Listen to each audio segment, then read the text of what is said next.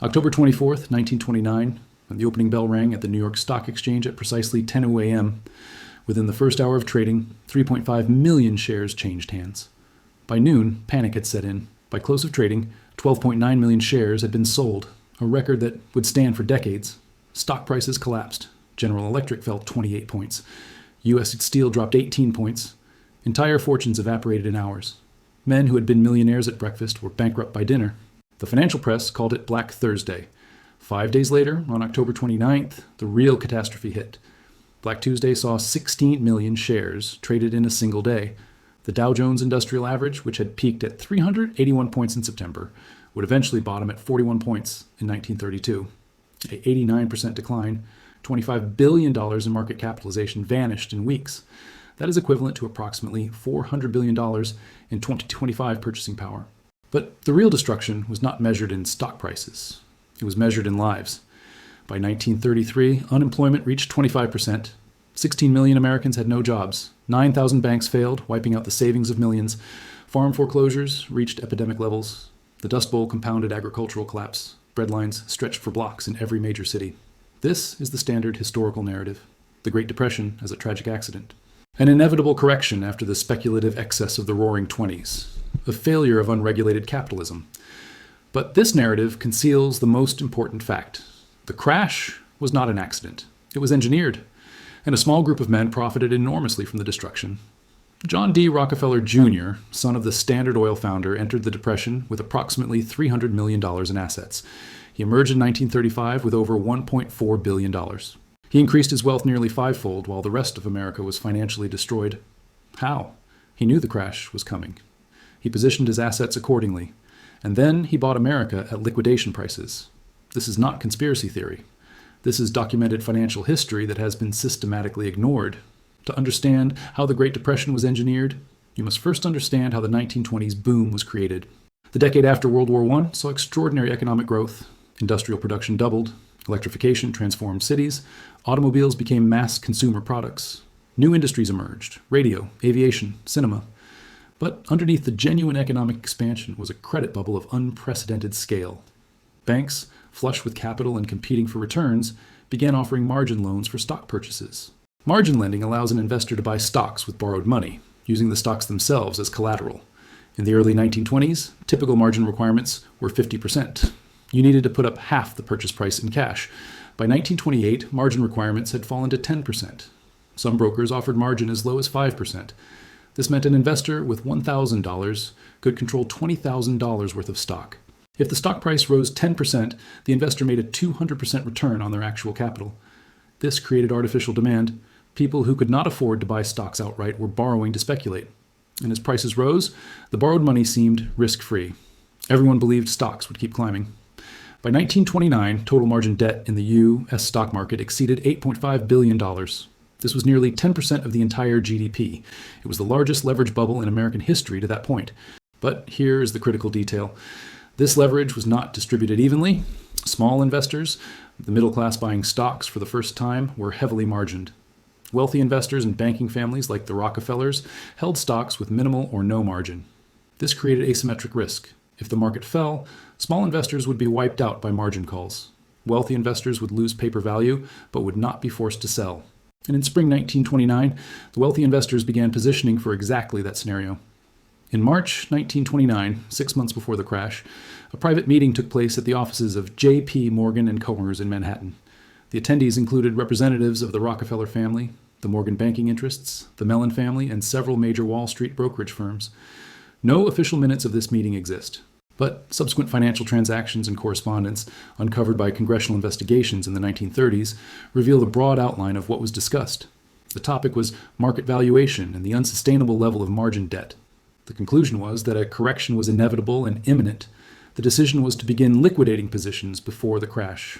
Between March and September 1929, the Rockefeller Family Trust quietly sold approximately $70 million in stock holdings. J.P. Morgan & Co. reduced its equity positions by similar amounts. The Mellon family liquidated significant portions of their portfolio. Publicly, these families and their representatives continued to encourage stock buying. Rockefeller was quoted in newspapers saying stock prices were reasonable. Morgan partners gave optimistic economic forecasts. But privately, they were selling. This was not illegal.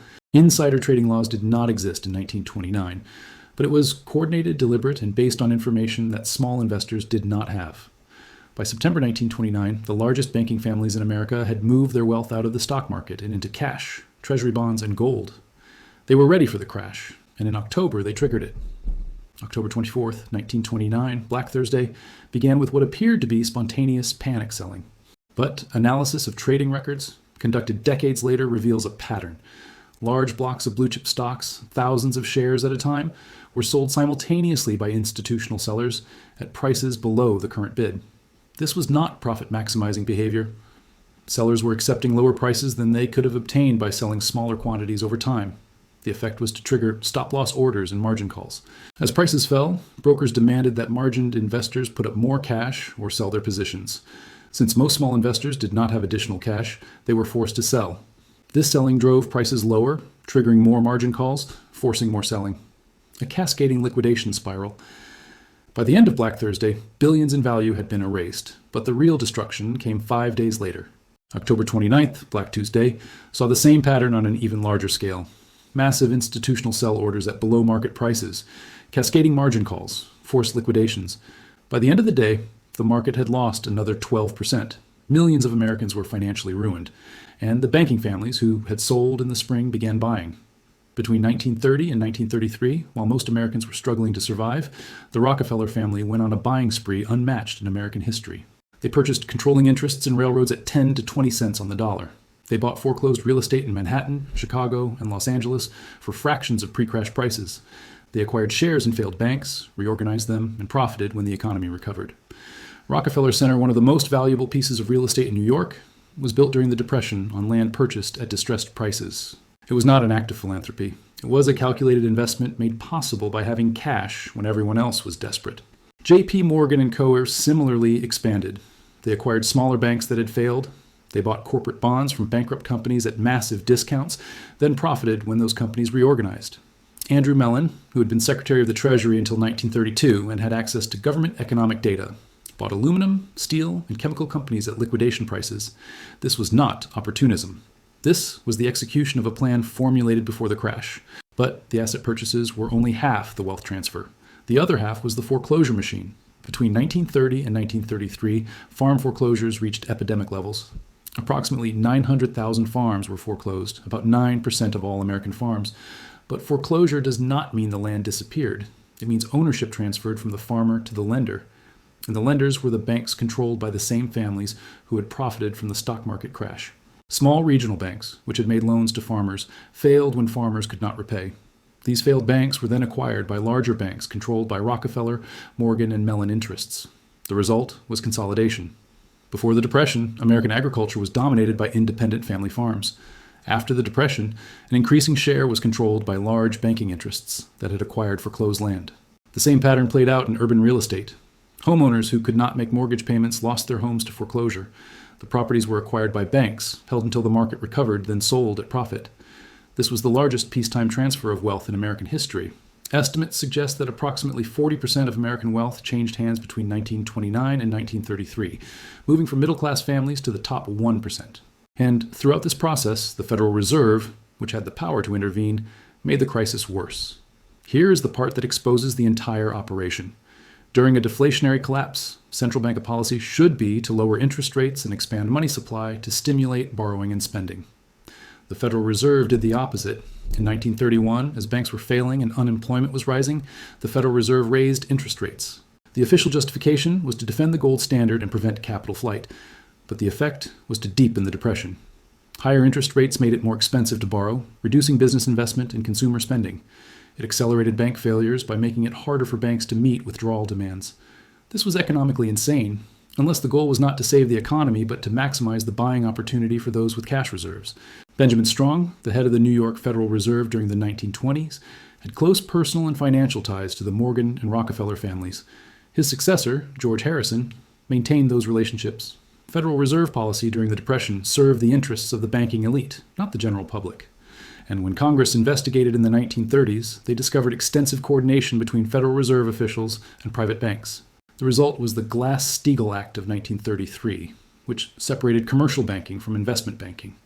This is often presented as a reform that reined in financial excess. But look at who drafted the legislation. Carter Glass was a senator from Virginia with close ties to J.P. Morgan. The Act's provisions were negotiated with input from the same banking families who had profited from the crash. Glass-Steagall did not break up the banking elite. It formalized their power by creating regulatory barriers that prevented new competition while allowing existing banks to continue operating. This is regulatory capture. The regulated industry writes the regulations to protect itself. And it worked. The banking families who emerged from the Depression were more powerful than before. They controlled more assets, faced less competition, and had successfully blamed the crisis on unregulated markets rather than coordinated manipulation. Now let me show you why this matters today. The Great Depression was not a market failure. It was a coordinated liquidation followed by asset consolidation at distressed prices. The pattern is simple. Phase 1, inflate a credit bubble to create artificial asset prices. Phase 2, encourage maximum participation by retail investors using leverage. Phase 3, sell before the crash while publicly encouraging others to buy. Phase 4, trigger the crash through coordinated selling. Phase 5, buy back assets at 10 to 20 cents on the dollar while the public is financially destroyed. This exact pattern was repeated in 2008. In the years before 2008, banks created a housing bubble through subprime mortgage lending. They encouraged maximum leverage through low down payments and adjustable rate mortgages. They packaged these mortgages into securities and sold them to investors. Then, in 2007, the largest banks began shorting the very mortgage securities they had created and sold. Goldman Sachs, for example, took massive short positions on mortgage-backed securities, while simultaneously selling those securities to clients. When the housing market collapsed in 2008, retail investors and pension funds were destroyed. But the banks that had shorted the market made billions. And then, just like in 1929, they bought assets at distressed prices. Bank of America acquired Merrill Lynch, J.P. Morgan acquired Bear Stearns and Washington Mutual, Wells Fargo acquired Wachovia. Consolidation, wealth transfer, same pattern. And it is being set up again for 2026. The current market is showing the same structural characteristics as 1929 and 2008. Artificially inflated asset prices driven by easy credit, record levels of margin debt, retail investor participation at all-time highs, and quietly, institutional investors are beginning to liquidate. Warren Buffett's Berkshire Hathaway is holding a record $325 billion in cash as of 2025. This is not because there are no investment opportunities. This is because Buffett is waiting for the crash. Corporate buyback programs, which artificially inflate stock prices, are slowing. Insider selling by corporate executives is at multi-year highs. These are the same signals that appeared in spring 1929. The crash is not a matter of if, it is a matter of when. And when it comes, the pattern will repeat. Retail investors will panic and sell at the bottom. Institutional investors will buy at liquidation prices. Wealth will transfer from the middle class to the top 0.1%. And 5 years later, historians will call it an unpredictable catastrophe. It was not unpredictable in 1929. It was planned. The evidence is in the transactions. John D. Rockefeller Jr. did not get lucky. He sold before the crash and bought during the Depression because he knew what was coming. The Federal Reserve did not accidentally make the Depression worse. They implemented policies that benefited the banking elite at the expense of the general public. The Great Depression was not an accident. It was an operation. And the blueprint is being followed again. October 24th, 1929 was not the day the market crashed. It was the day America was sold, and the buyers are getting ready to do it again.